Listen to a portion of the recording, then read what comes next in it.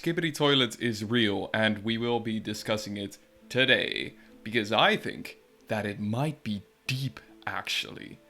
I'm guessing everyone is familiar with Skibidi Toilet, the famous SFM made YouTube series with millions of views. But today I'm gonna discuss a puzzle, if you will. The question being, and I'm gonna type this out, why was it specifically Skibidi Toilet that was this popular, that the youth fell in love with? So we're talking like actual like 4 to 10 year olds, I think was the target demographic here, or at least the demographic that responded most infamously to Skibidi Toilet. I think there's two main answers to this. Either it was, I'm gonna draw two lines. Either it was random, or it was truly unique to Skibidi Toilet specifically. So I think most people assume that it was random. So the idea being that it was just a funny toilet. A funny toilet, random noises, it got catchy music. I'm gonna write this down actually. Funny toilet, toilet, random music, catchy, brain rot, striking, just like it just stimulated the senses. And also, notwithstanding, the algorithm. But the idea being that it could have been anything that went this viral. It just happened to be Skibidi Toilet. But while this is, I think, the consensus online, I do think that it was actually uniquely Skibidi Toilet that went viral. I think it was the content of this series. Because I think the themes within this series, whether they are obvious or not, are actually very striking to today's kids, or at least they might be. And I think they're being undersold right now. Because I think kids kids are dumb cognitively, right? But I think they've still got intuition, obviously, and they select what they watch and what they attach to through what resonates with them. Kids select their series that they watch intuitively. Just like we intuitively might have decided as kids, oh, I'm gonna watch Pokemon over Phineas and Ferb, or I'm gonna watch Avatar The Last Airbender. And I don't think you watched this series because you thought, oh, I like Zuko's character writing. I don't think any kid thinks about it like that. Instead, it's certain themes that like intuitively stand out, that work for you, that are striking to you, that are important to you. And I think Skibidi Toilet is a similar case. None of these kids are gonna tell us, oh, I love the episodic nature, I love the cliffhangers, I love the writing. That's not a thing. I think there's definitely things that are incorporated into Skibidi Toilet that just stand out to them, that just interest them, that they like to dwell on. Because there's a lot of interesting things in this series, and do bear in mind, I've watched like 10 minutes of this shit in preparation for this video. I could not bear to watch any longer, but there's enough that stands out like immediately. Such as 4 things that just stood out to me as, hey, this might be interesting to kids. First off, these horrific abominations between human and machine.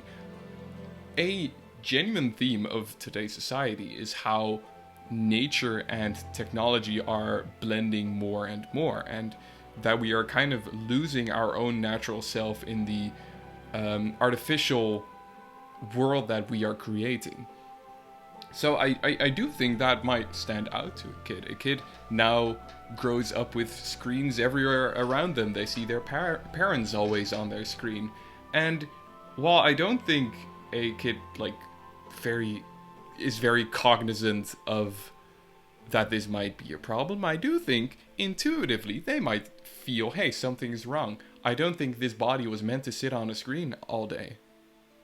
I do genuinely believe that somewhere deep down there is this instinct that thinks, hey, this is weird what we're doing. This technology thing, this is odd that this is so pervasive in our lives.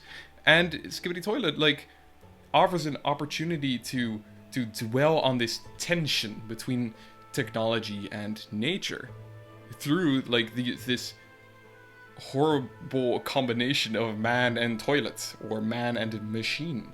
If a kid in their life has a certain theme, then they're gonna be attracted to media that discusses that theme, right? And the same to digitalization and surveillance. Of course, there being many cameras. Kids now, like, know, they're aware somewhat of that they are being watched, that they are being tracked, that there are cameras everywhere.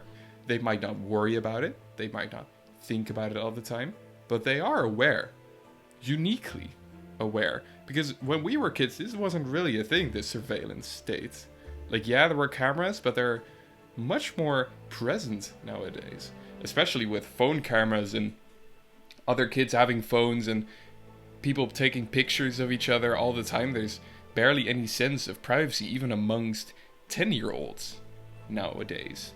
I wouldn't be surprised if that resonated, as well as forces beyond comprehension and skill, these titanic forces of nature or technology, or just beings that are very large in canon. They're big. Also mirroring how society just has these incomprehensibly huge forces, also incomprehensibly huge to adults, but let alone kids. That, of course, would stand out to them. They see shit on the news and they're like, what the fuck is happening? And even the adults don't know. Then there's A Fucked Up World, which is how the entire world just looks by episode 80 or whatever they're on right now. There's barely anything resembling nature. There's this incomprehensible technology everywhere. There's war, death. It's not hard to draw some parallels to what's going on today. And I think these themes, also to kids, are interesting. They're things they might want to sit with, and Skibidi Toilet, for better or for worse, gives the opportunity to dwell on these ideas of this world that is completely fucked in ways resembling how our world is fucked. Through these machines, through this surveillance, through the loss of ecology, through war. So I do think there are themes, and they might not be all of them. It might not apply to all kids. But I don't think you can rule out that kids feel something with this. That Skibidi Toilet speaks to them specifically. Specifically, Skibidi Toilet does this because there are these themes that interest today's kids. Kids that have lived through the corona crisis, that know digitalization, that know this loss of privacy, that are constantly confronted with this news of war and a loss of nature. I'm not guaranteeing that this is happening, but possibility is definitely there. Now I will address the it's not that deep allegations, because they're gonna be there. I know. The author probably did not intend all of this. That I am very much aware of. However, what I'm looking for now is not necessarily authorial intent, rather it is what Skibidi Toilet might mean for those who consume it. And I do think we should take the experience of these children who watch it, because they're mainly children, seriously. Because I think how most respond to Skibidi Toilet's success, with children specifically, is kind of a harmful attitude. That being like, if I don't understand it, it cannot be understood. And therefore it is nonsense. That's kind of the reasoning, right? And this response highlights how we still discriminate against those that we just don't get. So now we're pretending that children are completely devoid of any intelligence when choosing what to watch. Well, I would argue that's not the case. And this same logic, the same harmful logic was used against many minorities in the past. It was used against women when arguing why they shouldn't be able to vote. People would say, I don't get why they'd vote for this stupid bullshit, and therefore they must only be voting with their feelings only. The same thing. It's used against non-binary people. When people say, I don't get why there'd be more than two genders, and therefore what they are doing is nonsensical. It's all similar reasoning, and that which might seem random to one person might hold a lot of meaning to another. And we're all kind of guilty of this thinking, whether we like it or not.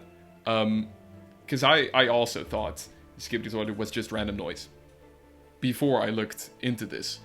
And I bet there's still plenty of things I think don't hold any meaning to anyone, and yet there are people that do find some meaning in it. And that's why I kind of made this video. If you don't understand something, it does not have to be nonsense. That I have learned. Now, what could this idea possibly be applied to? What group is often deemed stupid, nonsensical, or even thoughtless? It's animals. I fucking hate the meat industry so goddamn much.